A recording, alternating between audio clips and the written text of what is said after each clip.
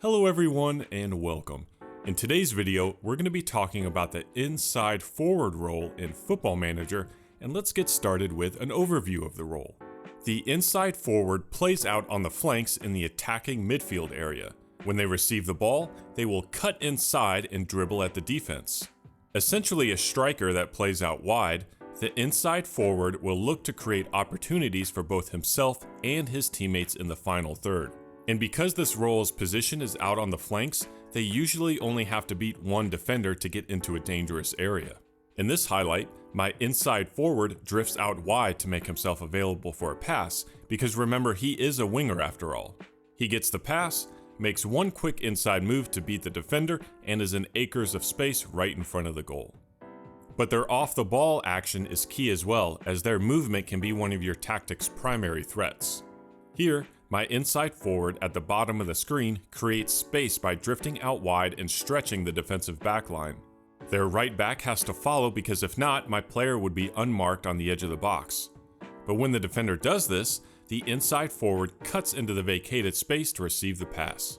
And I'm sure at this point you're wondering about the difference between an inside forward and an inverted winger, and I'll do a video on it at some point. But the Cliff Notes version is that an inside forward is like a striker out wide, and their focus is on scoring and getting dangerous passes into the box. The inverted winger, on the other hand, is more of a creator or facilitator. They play out wider towards the sideline and want to influence play with their passing while having the option to cut inside. The two of them make a great flank combination because though they both cut inside, they have different offensive priorities, which can lead variety to your tactic. As we get back to the inside forward, let's talk about what they do in the defensive phase. They will close down when needed, but the baseline player attributes needed for this role aren't that conducive for tackling. In this clip, when the opponent advances the ball, the inside forward is not terribly concerned with closing down. And it may seem strange, but I'm actually okay with this type of superficial closing down from the role. I have players whose job is to close down the ball, and I would much prefer the inside forward to try and find pockets of space to be ready to hit on the counter. And now let's get to tactics. We're going to look at one of my formations and then do an in-depth breakdown on how the roles interact with each other. My team is Náutico FC in the Brazilian 3rd Division. We had a good year, finishing 3rd, but a poor run of form at the end of the season meant we just missed out on promotion. We're running a simple 4-2-3-1 with an inside forward on the left flank. We play a low block, slightly more direct style, looking to move the ball quickly forward. And before we get to the highlight, let's do a little tactics session because I want to talk about creating space. Now, whenever I make a formation, my priority is not to score goals. It's to create quality scoring chances, because the better quality scoring chances you have, the more likely it is you will score a goal. And the best way to create these quality scoring chances is to create space. So whenever you're making a tactic and putting players down, you want to think about who's making an aggressive run, and then is there a player that can take advantage of the space we just created. Now let's look at my tactic a little closer. This is my advanced forward and my shadow striker. They are in charge of leading the line and putting pressure on the defensive back line by making threatening runs in behind. This will create space in front of the defensive center backs because they have two players they have to mark. Okay, now we've created space in the attacking midfield area because the center backs have to fall back. But now, who do we have that can take advantage of that space? This is where a position like the inside forward can take advantage because, as we've seen, they cut inside towards the attacking midfield area. But these players are all attacking from the same area of the field. Can we add another angle of attack that's from the opposite side of the field and maybe not from the attacking midfield area? This is where roles like the segundo volante come in handy, because although he's a defensive midfielder, he will attack the penalty box from deep, which makes it very hard to track his runs. And this is exactly what we're looking for to create another angle of attack. Now that we've talked about how these roles interact and what my goal is, let's go to the highlight and see how it works out in a match. Here's my inside forward at the bottom of the screen. My shadow striker is next to him, and the advanced forward is in the center. You can see how much pressure the three of them are putting on the defensive back line, despite the defense having 8 players below the center midfield line. The ball is worked into the center midfield area, and my 3 players all make their move. However, the inside forward's movement is actually backwards, giving him space to receive the pass. The defense is confused, the defender is too late, and he tries to close down but he's out of position. You can see where the space advantage is because there's a giant hole in the defense. My shadow striker and advanced forward continue their runs in on goal, which draws in the center backs and leaves my segundo volante unmarked as he runs in on goal.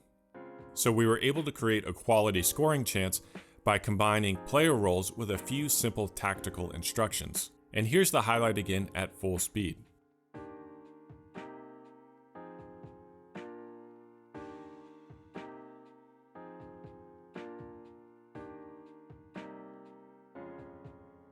As a quick aside, this is why stats like match rating don't tell the whole story. My advanced forward and my shadow striker didn't even touch the ball during the highlight, but their movement was key into creating space, which allowed us to create a quality scoring chance. That's why when creating a tactic, I would recommend watching the full match or at least the first 20 to 30 minutes so you can really see how the roles interact with each other. And if a player doesn't get a goal or the assist or make the pass, that doesn't mean they aren't involved in the play and aren't key to creating a quality scoring chance. And going back to the formation, if you've watched some of my other videos, you know I love a simple, balanced tactic. If we're attacking up top, we need to have defensive cover from somewhere else. On this freeze frame before the inside forward makes his pass, look at my defenders and how we have 4 players behind the ball. My inverted wingback is providing that midfield cover. My halfback is dropping into the left flank. And of course, I have my 2 center backs covering as well. So while I do have a top-heavy, very attacking front 3, I balance it out by making sure we have cover elsewhere on the field. And the last thing I want to talk about in the tactics session in regards to the inside forward is if you can, you want to put their strong foot on the opposite flank. So if you look at a player and their preferred foot is their right foot, you put them on the left flank. If their preferred foot is left, you put them on the right flank. This is because when they cut inside with the ball, their stronger foot will be the one they're using. Okay, that's all the tactic stuff out of the way. Let's get to some player examples, a top level player, a lower league player, and then what to look for in a youth prospect. For the top level player, there are numerous options for an inside forward, from Mbappe to Mo Salah, but my personal preference for the best inside forward is Bukayo Saka from Arsenal. He's got the elite talent and the attributes you want in an inside forward: dribbling, off the ball, flair, anticipation, balance, and acceleration. He also has world-class ability to strike from a distance, can play with either foot, and complementary player traits and runs with ball often and cuts inside from the right wing.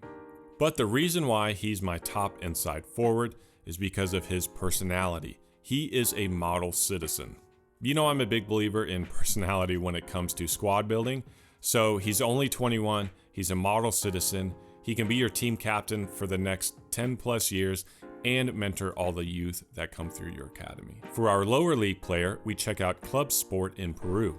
Our player is Christian Techera, and looking at his attributes, he has elite acceleration, flair, and agility, in addition to having solid dribbling, finishing, and technique. He also has a complementary player trait and knocks ball past opponent. And keep in mind when you're working with lower league players that they will have deficiencies somewhere in their game, but you can alter those with special player instructions like if they're not good at dribbling, you dribble less, if they're not great at shooting, shoot less, and so on. And lastly, we will look at our new gen prospect with the Colombian team Bogota FC, and I think this is 2 videos in a row where we've showcased one of their youth players, so shout out to their academy. Diego Zuluaga already has borderline elite first touch, technique, flair, and balance, and he has solid foundations for dribbling, finishing, and anticipation. But he has a very rare, very exceptional ability, and that he is adept with either foot. This is an incredible ability in itself, but the fact that he can play every single role in the attacking area means you can place him wherever you want and he won't receive a penalty for using a weaker foot. And that is all for today's video. Unlike some of the other specialized roles like a regista or trequartista or something, the inside forward is a universal role that can be played at any league in any country. I hope you enjoyed. Thank you for watching.